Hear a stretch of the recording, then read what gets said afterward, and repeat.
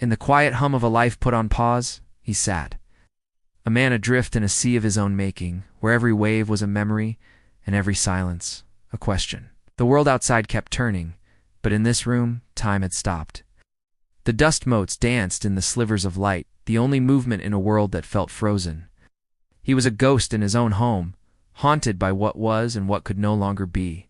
He believed he was utterly alone, that the echo in the hallway was the only reply he would ever get. He thought no one saw him, but he was wrong. From the corner of the room, a pair of eyes watched, reflecting the same quiet sorrow. A stray, a forgotten soul, just like him, who had found his way in from the cold. The dog had seen hardship. You could tell by the slight tremble in his frame the way he carried himself, as if expecting the world to push him away again. He'd known hunger and fear and the profound loneliness of being unwanted. And in the man's stillness, he recognized a familiar ache.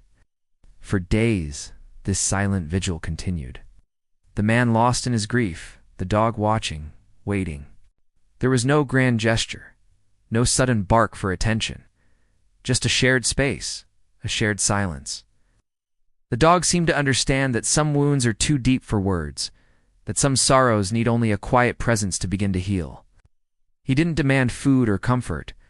He simply offered companionship in its purest form. He was a mirror, showing the man that he wasn't the only one carrying a heavy heart. Then, one afternoon, as the sun cast long shadows across the floor, something shifted. The dog rose slowly, cautiously, and padded across the room.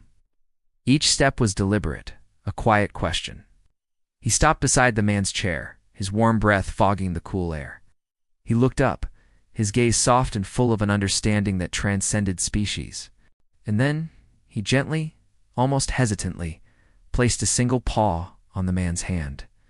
It was a simple touch, yet it carried the weight of the world, was a bridge across the chasm of despair. The man flinched, not from fear, but from the sudden, unexpected warmth.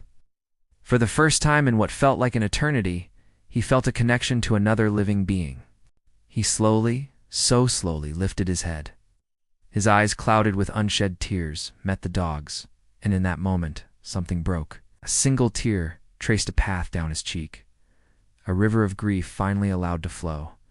He didn't pull his hand away. He let it rest there, under the gentle weight of the paw. He looked at this creature, this fellow traveler in the land of the lost, and saw not pity, but empathy. He saw a shared journey, a silent promise.